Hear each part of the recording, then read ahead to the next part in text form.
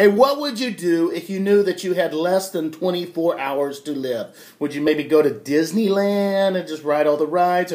Or maybe it would be time to settle some scores. You would find everybody who's ever hurt you and just sucker punch them, or just get even and just get some vengeance. Or maybe you'd eat for the next 24 hours, eat all the stuff that you couldn't eat, like 24 hours of fried chicken and Twinkies, and just love it. Maybe you go skydiving. Maybe you go Rocky Mountain climbing. Maybe you go 8.7 seconds on a bull named Fu Manchu. What would you do if you had less than 24 hours to live and you knew it?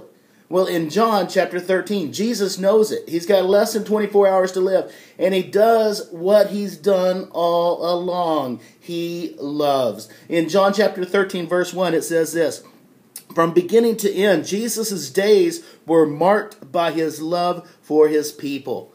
It was all about love for him. And time is winding down, and it's still all about love. It's a night before he's going to die, but he shows love to his disciples, to his friends, in an incredibly humble way. In verses 3 through 9, it says this: Jesus, knowing that he had come from God and was going away to God, stood up from dinner and removed his outer garments. He then wrapped himself in a towel. He poured water in a basin, and he began to wash the feet of the disciples, drying them with his towel.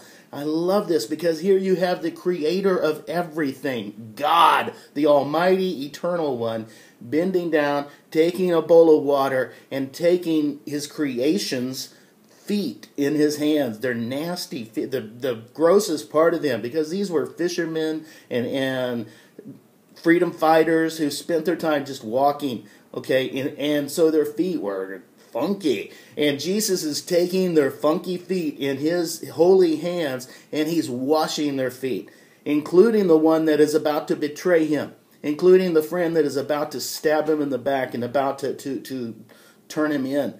And he's taking it and he's showing love. Let's read on because it's kind of funny. Simon Peter says to him as Jesus is approaching, "Lord, are you going to wash my feet?" And Jesus says, "Peter, you don't realize what I'm doing, but you will understand later." And Peter, check this out, says, "You will not wash my feet now or ever." And Jesus says, if I don't wash you, you will have nothing to do with me.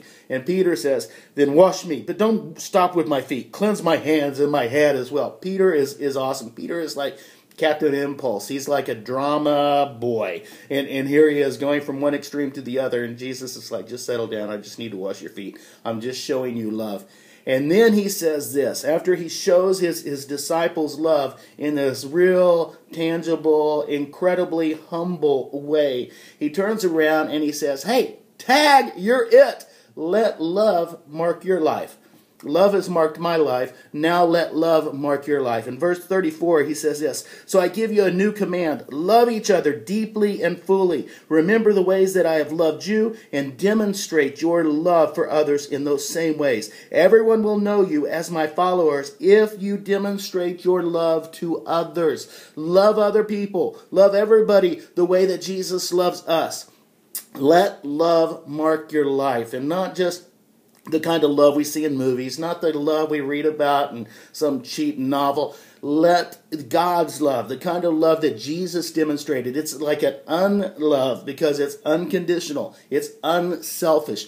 Keep loving when it's not easy. Keep loving even if people hate you. Forgive. For a Christ follower, forgiveness is not an option. If you are one, you do it. Okay, forgive people. Show them love. Love everybody, even the ones that are different than you. Ooh, even the ones that don't love you in return. Ooh, let your love prove that you know God. Let everybody know God by the love you show them. Let love mark your life. And then we'll be following in the steps of our Master. God bless you guys. Giddy up.